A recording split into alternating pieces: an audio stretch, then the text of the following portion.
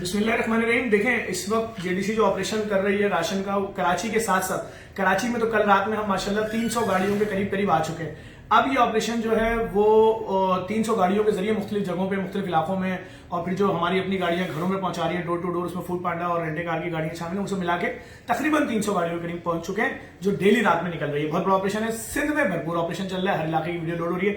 थर में कल खुद गया था, पूरा ऑपरेशन स्टार्ट करके आ गया। बहुत बड़ा मसला है उन लोगों के लिए जिनके अंदर कोरोना आ रहा है, पॉजिटिव आ रहा है। अब वो जो गरीब लोग हैं, अमीर आदमी को निकले, अमीर आदमी अपने अलग बंगले में, फार्म हाउस में कहीं भी रह सकता है। गरीब आदमी को जिसको कोरोना जाहिर हो रहा है, उस शख्स को ले जाके क्वारंटीन सेंटर में रख रहे हैं, तो उसके पीछे जो बीवी बच्चे या उसकी फैमिली या उसके माँ बाप हैं, वो कहां से खाए पिएंगे। तो हम एक फंड शुरू कर रहे हैं। जो लोग भी हमें सपोर्ट करना चाहते हैं कि उन फैमिलीज को हम, अगर उसकी दिहाड़ी 15,000 रुपए महीना, 15,000 रुपए महीना उसको दे देंगे।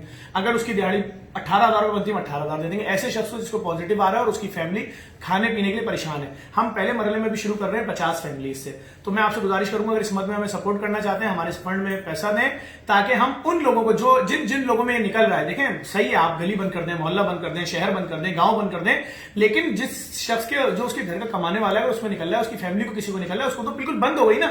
तो क्या दीवार या छतों से राशन बरसेगा? नहीं, उनको कैश पहुंचाना है। तो ये भी एक फंड कायम कर दिया गया, इसमें हमारा साथ दें, इस पैगाम को आगे बढ़ाएं। मैं ऊपर अकाउंट डिटेल डाल दूंगा, उसमें भेजते रहे, हमें व्हाट्सअप करने वाले नंबर पे, हम उसी मद में खर्च करेंगे। बहुत शुक्रिया।